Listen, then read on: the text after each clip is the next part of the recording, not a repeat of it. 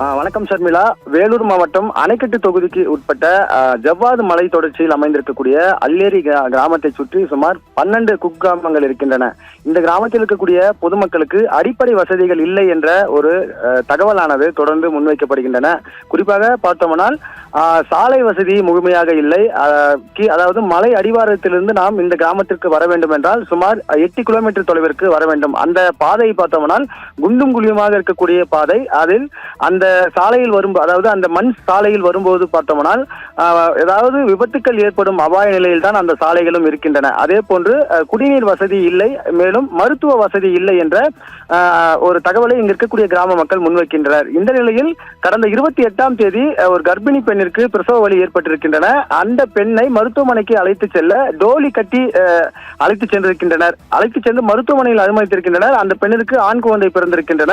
ஆனால் அந்த குழந்தை 4 நாட்களில் மூச்சு திணறி உயிரிழந்திருக்கின்றன. இதற்கான காரணம் அந்த பெண்ணிற்கு உரிய மருத்துவ வசதி இல்லாததே காரணம் என இந்த கிராமத்தில் இருக்கக்கூடிய பொதுமக்கள் தெரிவிக்கின்றனர். இந்த வகையில் இது தொடர்பான செய்தியை நாம் சத்தியம் தொலைக்காட்சியில் கடந்த 2 நாட்களுக்கு முன்பு ஒளிபரப்பியிருந்தோம். அதன் தொடர்ச்சியாக, அதாவது நாம் ஒளிபரப்பியிருந்த அந்த செய்தியின் அடிப்படையில் இன்று வேலூர் மாவட்ட ஆட்சியர் இந்த அல்லேரி மலை கிராமம் மட்டுமில்லாமல் அந்த கிராமத்தை சுற்றி இருக்கக்கூடிய அந்த குக் கிராமங்களையும் தொடர்ந்து ஆய்வு செய்து வருகின்றார்.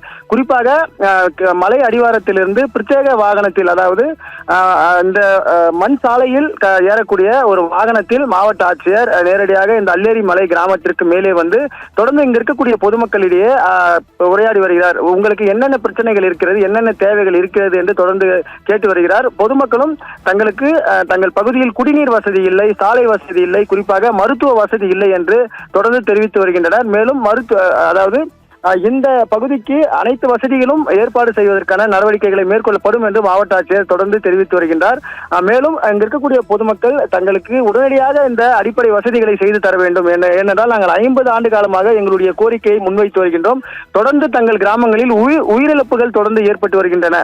ஏற்கனவே கடந்த ஆண்டு பாம்பு கடித்து ஒரு குழந்தை மருத்துவ வசதி இல்லாமல் உயிரிழந்தது.